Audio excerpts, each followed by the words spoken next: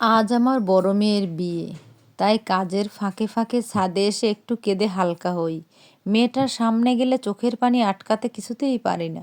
আমার যখন বয়স 18, তখন ইলার বাবার সাথে আমার বিয়ে হয়। তার বাবা আমার চেয়ে 14 বছরের বড়। সবেমাত্র কলেজ ভর্তি হয়েছি, নতুন পরিবেশ, নতুন বান্ধবী, খুব ভালো দিন কাটছিল আমার। একদিন কলেজ থেকে বাসায় ফিরে দেখি মা আমার জন্য না খেয়ে বসে আছে। দেরি করে ক্লাস থেকে ফিরি বলে মা রাগ আগে খেয়ে নেন। অন্য দিনের চেয়ে মা সেদিন পাশে বসে অনেক যত্ন করে আমাকে ভাত খাওয়াচ্ছিলেন। মায়ের মুখটা সেদিন অনেক ভারী ভারী লাগছিল।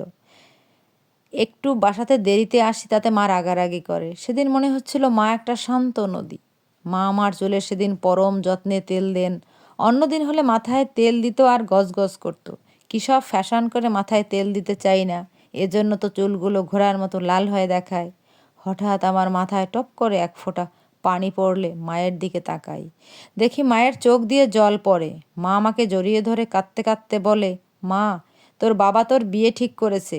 ছেলে সরকারি ভালো চাকরি করে। ছেলে তোর ছোট মামার বিয়েতে তোকে দেখেছিল। তারা তোকে খুব পছন্দ করেছে। তোর বাবাকে বুঝেছিলাম তোর বিয়ে না দিয়ে লেখাপড়া চালিয়ে যেতে, কিন্তু তোর বাবা রাজি হলো না, বলল ছেলেকে বিয়ের পর মেয়েকে পড়াশোনা চালিয়ে যেতে বলবো। আমি বেশি জোর করতে পারলাম না। তোরা 3 বোন পাশাপাশি, টানাপোড়ার সংসার। এরপর ভালো চাকরিওয়ালা ছেলে না পেলে তোর বাবা আমাকে সারা জীবন দায়ী করবে। সেদিন কিছু বলি নাই, মায়ের অসহায় মুখটার দিকে তাকিয়েছিলাম। বিয়ে হয়ে গেল, আমার চঞ্চলতা হারিয়ে গেল। বাসায় নিজের মতো হাসতাম, খাইতাম, চলাফেরা করতাম।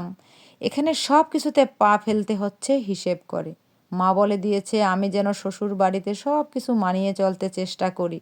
সারাক্ষণ ঘোমটা দিয়ে বেড়াতে হচ্ছে। ঘোমটা একটু পরে গেলে শাশুড়ি ইশারা দিয়ে বুঝিয়ে দিতেন। বিয়ের কয়েকদিন পর চলে গেলাম স্বামীর কর্মস্থলে। যাওয়ার আগের দিন কাছে ডেকে শাশুড়ি মা সব বুঝিয়ে দিলেন কিভাবে সংসারটা গুছিয়ে করতে হয়। আর সাথে সাথে বললেন তাড়াতাড়ি যেন নাতি নাতনির মুখ দেখি। আমি সাথে সাথে বুঝতে পারলাম আমার পড়াশোনার স্বপ্ন পুড়ে ছাই হয়ে গেল। আমার মা হওয়ার ইচ্ছার সময়ের কথা তারা ভাবলেন না, কারণ তাদের ছেলেদের তো বাবা হওয়ার বয়স হয়ে গেছে। ছেলে ঠিক বয়সে বিয়ে করলে নাকি তারা এতদিনে নাতি নাতনির মুখ দেখত।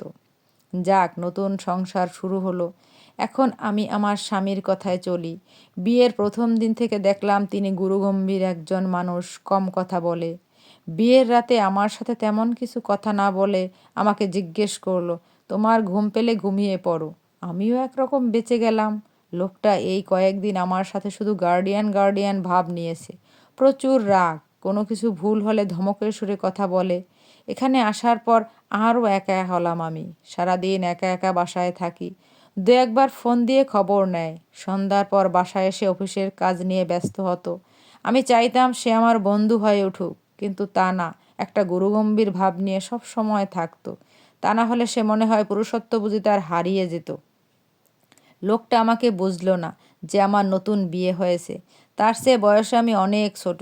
আমার কি পছন্দ, কি ইচ্ছে, আমার কোথায় যেতে মন চায়, কিন্তু সে কোনো কিছুই জিজ্ঞাসা করেনি। সারাদিন বন্দি পাখির মতো ছটফট করতাম। একদিন জানতে পারি মা হব। মনটা সেদিকে পুরোপুরি দিলাম, আর আকাশের দিকে তাকিয়ে নিজেরই ইচ্ছেগুলো বিসর্জন দিলাম। আমি তাকে বন্ধুর মতো পাওয়ার আশা ছেড়ে দিলাম। আমার অনাগত সন্তানই হবে আমার পরম বন্ধু। আমার বড় মেয়ে ইলাই হলো আমার পরম বন্ধু। আমার নতুন বন্ধু আর সংসার নিয়ে ব্যস্ত থাকলাম। এরপর আর একজন বন্ধু যোগ হলো আমাদের সাথে, আমার ছোট মেয়ে দিবা। আজীবন লোকটা এরকম থাকলো। মেয়েরাও তাদের বাবাকে খুব ভয় পায়। বাবা বাসায় যতক্ষণ থাকে ততক্ষণ তারা চুপচাপ থাকে। আমার খুব ভয় হয় আমার মেয়েটা যেন স্বামী না একটা বন্ধু পায়, তার বন্ধু যেন তার মনটাকে বোঝে। আজ আমার বয়স 42 আর আমার মেয়ের 24। আজও আমার মধ্যে একটা অভাববোধ কাজ করে। আজও আমি যেন অন্ধকারে কি খুঁজি নিজেও জানি না। মেয়েটা আজ অন্য ঘরে চলে যাবে। ছোট মেয়েটারও একদিন বিয়ে হবে। যারা আমার পরম বন্ধু তারা এক এক করে আমাকে ছেড়ে যাবে। আমার বুকটা এখনই হাহাকার করছে। আমি কি আবার অন্ধকারে ডুবে যাব?